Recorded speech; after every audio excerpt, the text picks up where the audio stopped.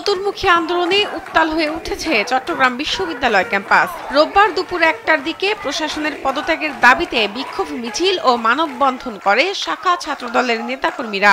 এ সময় শিক্ষার্থীদের নিরাপত্তা দিতে ব্যর্থ হওয়ায় বিশ্ববিদ্যালয় প্রক্টর, রেজিস্ট্রার সহ পুরো প্রশাসনের পদত্যাগ দাবি করেছে ছাত্রদল।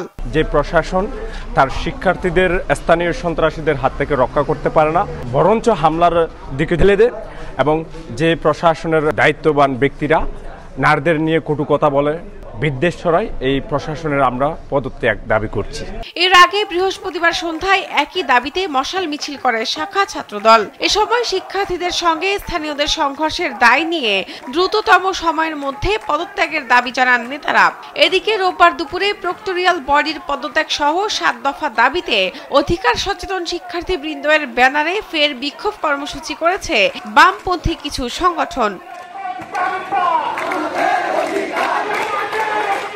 তাদের ৭ দফা দাবি হলো আহতদের মানসম্মত চিকিৎসা ও পূর্ণাঙ্গ তালিকা প্রকাশ, শিক্ষার্থীদের জন্য নিরাপদ আবাসনের ব্যবস্থা, চিহ্নিত শিক্ষার্থীদের সামাজিক নিরাপত্তা নিশ্চিতকরণ, মামলার অসঙ্গতি দূর করে প্রকৃত অপরাধীদের বিচার, অন্তর্ভুক্তিমূলক সমন্বয় কমিটি গঠন, সিন্ডিকেট সিদ্ধান্ত বাস্তবায়ন ও নিরাপদ ক্যাম্পাসের রোডম্যাপ ঘোষণা এবং সর্বশেষ প্রক্টোরিয়াল বডির পদত্যাগ ও যোগ্য কর্তৃপক্ষ নিয়োগ।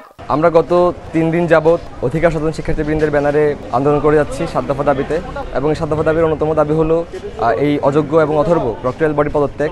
তো আমরা আজকে স্মারকলিপি প্রদান করলাম এবং গণস্বাক্ষর সংগ্রহ করলাম, যেখানে প্রায় ১০০০ খানেক শিক্ষার্থী স্বাক্ষর করেছেন ৭ দফা দাবির পক্ষে। এর আগে শুক্রবার দুপুরে সংবাদ সম্মেলনে এ ৭ দফা দাবি জানায় অধিকার সচেতন শিক্ষার্থীবৃন্দ।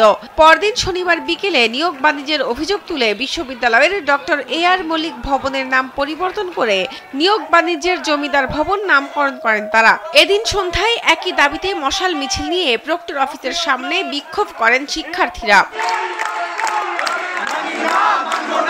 এদিকে রোববার দুপুর ১টার দিকে বিশ্ববিদ্যালয়ের ইতিহাস বিভাগের শিক্ষক ও সহকারী প্রক্টর নুরুল হামিদ কাননকে হেনস্থার প্রতিবাদে বিক্ষোভ করেছে বিভাগের শিক্ষার্থীরা।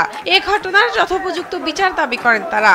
শিক্ষার্থীরা বলেন, অধিকার সচেতন শিক্ষার্থীবৃন্দের ব্যানারে বামপন্থী কিছু সংগঠনের নেতারা শুক্রবার প্রশাসনিক ভবনের নাম কেটে জমিদার ভবন নাম লিখে দেয়। এদিকে একই দিন দুপুর ১টার দিকে ফেসবুকে নারী শিক্ষার্থীকে স্লাট শেমিং এর প্রতিবাদে প্রশাসনিক ভবনের সামনে বিক্ষোভ করেছে বিশ্ববিদ্যালয়ের নারী শিক্ষার্থীরা। এ সময় তারা ক্যাম্পাসে নারী শিক্ষার্থীদের পরিপূর্ণ নিরাপত্তা নিশ্চিতের দাবি জানান। শাহনাজ পারভিন, কালবেলা।